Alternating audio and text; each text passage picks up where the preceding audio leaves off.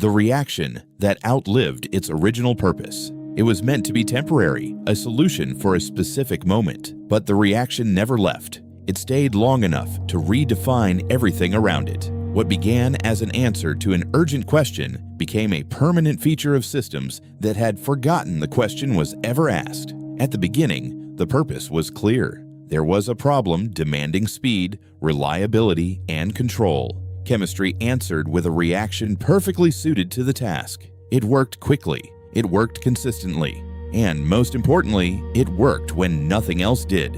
In that moment, the reaction was exactly what was needed, and its value was beyond dispute.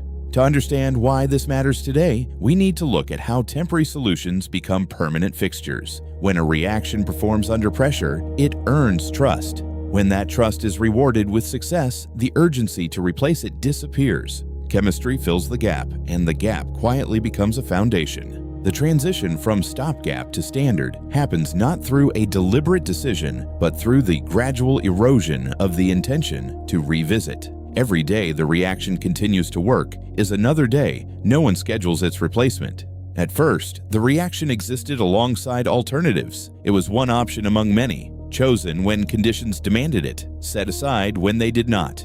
Its role was defined, limited, and understood. There was no confusion about what it was for or how long it was expected to last. The boundaries were clear because the context that created the reaction was still fresh in everyone's memory. But success has a way of expanding scope. The reaction proved adaptable. It worked in slightly different conditions, then in broader ones. Each expansion felt reasonable. Each success justified the next step. The boundaries that had once been clear began to blur, not because anyone decided to erase them, but because each small extension seemed so natural that no one thought to mark where the original limits had been. Over time, the original purpose faded from memory. New systems were built, assuming the reaction would always be there. Training focused on maintaining it. Infrastructure adjusted to support it. Chemistry stopped serving a moment and started shaping an era. The reaction had been absorbed so thoroughly into the operational landscape that its origins were no longer part of institutional knowledge. It was simply there, as familiar and unquestioned as the walls of the building it operated within. This is where the story begins, with a reaction that solved its problems so well it was never retired. A piece of chemistry still running long after its original purpose expired, quietly influencing decisions that were never meant to depend on it. As the reaction settled into permanence, its presence began shaping decisions by default. Systems stopped asking whether it was still needed. They asked only how to optimize around it. Chemistry had moved from solution to assumption. The question shifted from whether the reaction should continue to how the reaction could be made to perform even better, and that shift in framing ensured that the deeper question of purpose was never revisited. At first, this continuity felt stabilizing. The reaction was familiar, reliable, well understood. Keeping it avoided disruption. Removing it felt unnecessary when nothing appeared broken. The comfort of continuity masked the cost of stagnation, and because the cost accumulated slowly, it never appeared on any single report or review. But permanence changes responsibility. A reaction designed for short-term use is rarely optimized for long-term balance. Inputs accumulate, byproducts persist. Interactions emerge that were never tested over extended time. The chemistry that was perfectly suited to a brief deployment carried characteristics that only became liabilities when the deployment stretched from months into years, and from years into decades. This is where early tension appeared. The reaction still solved problems, but it also introduced quiet constraints. Alternatives were no longer explored. New approaches were judged against a system built for the old one. Chemistry was shaping possibility through inertia. The reaction's continued presence created a gravitational field that bent every subsequent decision toward compatibility with itself, ensuring that the longer it stayed, the harder it became to imagine anything different. Scientists began noticing subtle mismatches. Performance declined slightly, maintenance increased, side effects became harder to ignore. The reaction had not failed, it had aged. The distinction matters. Failure is dramatic and demands response. Aging is gradual and invites accommodation. The system adapted to the reaction's declining performance rather than confronting it, absorbing the growing costs into operational overhead, where they disappeared from view. What made this difficult to confront was success. The chemistry continued delivering enough value to justify its presence. Replacing it felt risky. Admitting its limits felt unnecessary. And so the reaction remained, quietly accumulating influence. Its continued performance, even diminished, was enough to silence the questions that might have led to its retirement. The bar for replacement was set by the reaction's best years, not its current ones. What was once temporary had become foundational. Chemistry was no longer responding to need. Need was now defined by chemistry that had outlived its original purpose. The inversion was complete. The reaction that had once been shaped by the problem was now shaping which problems the system could recognize and which solutions it could consider. The conflict intensified when long-term consequences surfaced that the original design had never accounted for. The reaction, optimized for urgency, struggled under permanence. What once performed under pressure now resisted adaptation.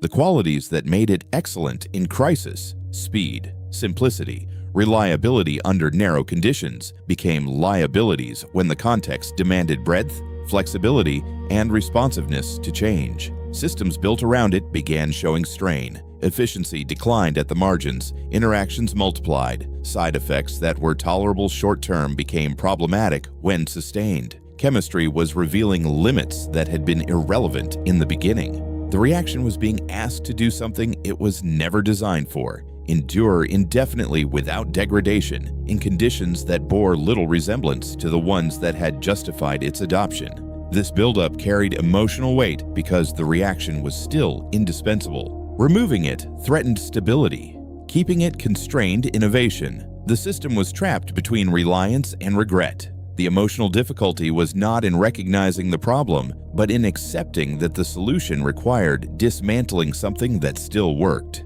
However imperfectly, attempts to modernize the reaction exposed deeper issues. Adjustments solved symptoms without addressing root causes. Chemistry was being patched rather than reconsidered. Each fix reinforced commitment instead of restoring flexibility. The patches themselves became layers of complexity, each one adding weight to the structure and making the eventual reckoning more disruptive than it would have been if addressed earlier. Experts recognized the pattern too late. Temporary chemistry had hardened into infrastructure. The longer it stayed, the more costly change became. The reaction had not failed. It had simply stayed longer than it was ever meant to. The window for graceful transition had closed incrementally, one deferred decision at a time, until the only remaining options were disruptive ones. This was the emotional peak. The realization that time itself had transformed a solution into a limitation. That chemistry designed for one moment was now shaping decisions far beyond its intended scope. The reaction had not overstepped. It had simply never been told to stop.